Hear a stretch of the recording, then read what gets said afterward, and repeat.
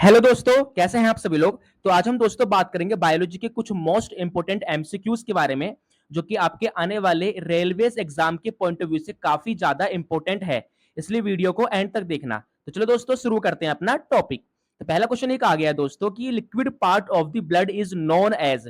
बताइए दोस्तों कि ह्यूमन के ब्लड का जो लिक्विड पोर्शन है यानी लिक्विड पार्ट, इसको क्या कहा जाता है। प्लाज्मा, प्लेटलेट्स, फिब्रिनोजन या आरबीसी। तो इसका आंसर दोस्तों ऑप्शन ए प्लाज्मा।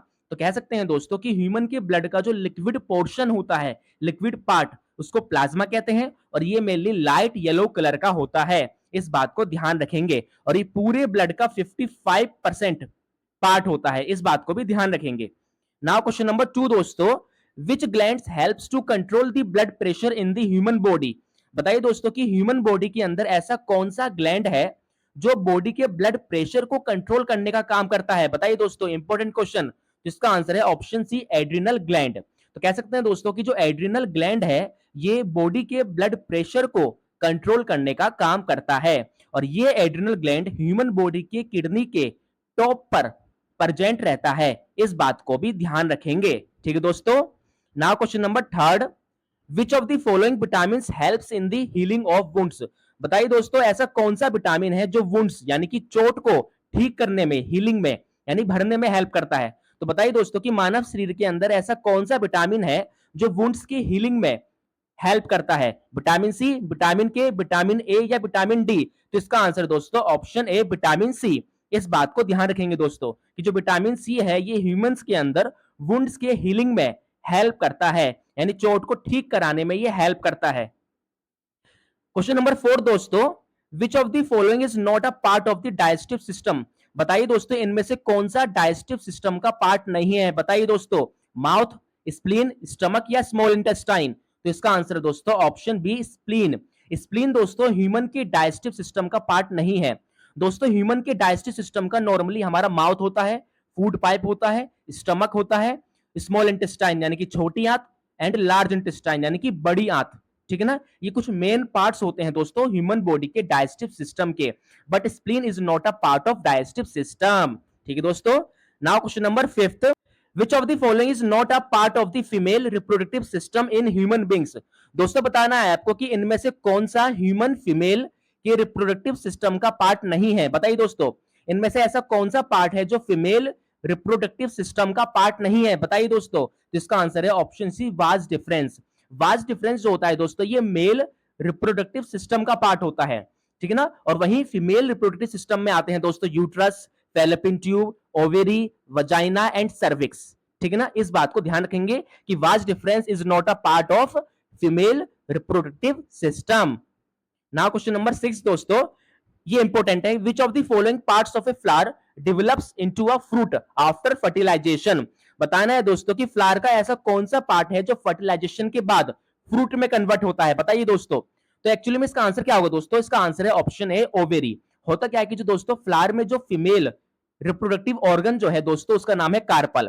कार्पल के 3 पार्ट होते हैं, स्टिग्मा, स्टाइल एंड ओवेरी। जहां पे कार्पल का जो लोअर पार्ट है ओवेरी, ये फ्रूट में कन्वर्ट होता है, एंड ओवेरी के अंदर प्रेजेंट जो ओव्यूल है वो सीड में कन्वर्ट होता है। तो दोस्तों यहां पर आपको सिंपल सी लाइन में एक बात ध्यान रखनी है कि फ्लावर्स में फर्टिलाइजेशन के बाद फ्लावर का जो ओवेरी पार्ट है ये कन्वर्ट हो जाता है फ्रूट में, एंड वहीं जो ओव्यूल वाला जो पार्ट जो ओवेरी के अंदर होता है वो कन्वर्ट होता है सीड में।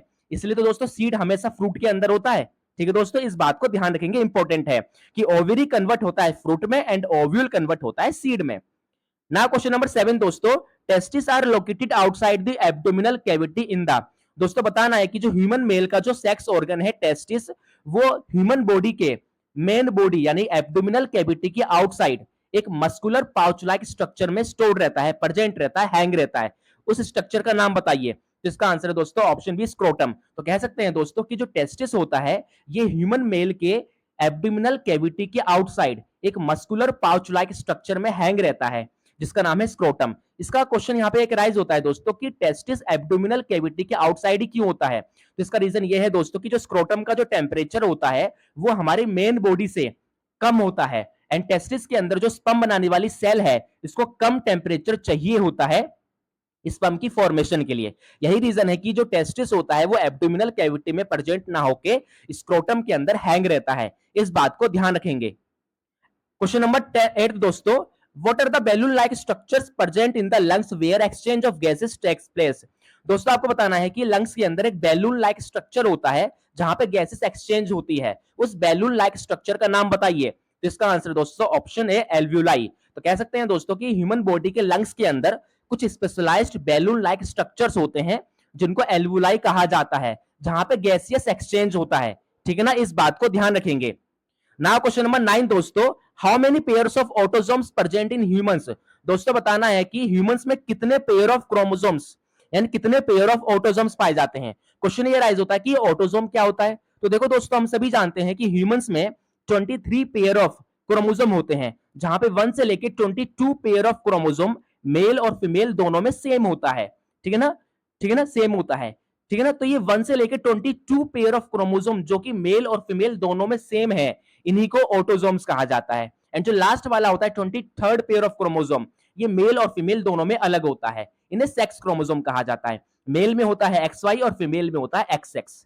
ठीक है ना, और 1 से लेकर 22 पेयर ऑफ क्रोमोसोम को क्या कहा जाता है, ऑटोसोम। तो बताइए कितने पेयर में ऑटोसोम्स होते हैं इन ह्यूमंस। तो इसका आंसर है सिंपल सा ऑप्शन सी, 22 पेयर में।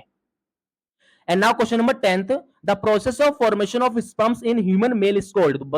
दोस्तों बताना है कि ह्यूमन मेल में स्पर्म की फॉर्मेशन के प्रोसेस को क्या कहा जाता है, स्पर्मियोजेनेसिस, स्पर्मेटोजेनेसिस, स्पर्मिएशन या इनमें से कोई नहीं। तो इसका आंसर दोस्तों ऑप्शन बी, स्पर्मेटोजेनेसिस। तो यह है दोस्तों हमारे बायोलॉजी के कुछ मोस्ट इंपोर्टेंट एमसीक्यूज। बाकी के एमसीक्यूज हम डिस्कस करेंगे नेक्स्ट क्लास में। अगर ये वीडियो आपको अच्छा लगा हो तो चैनल को सब्सक्राइब और वीडियो को लाइक जरूर करें।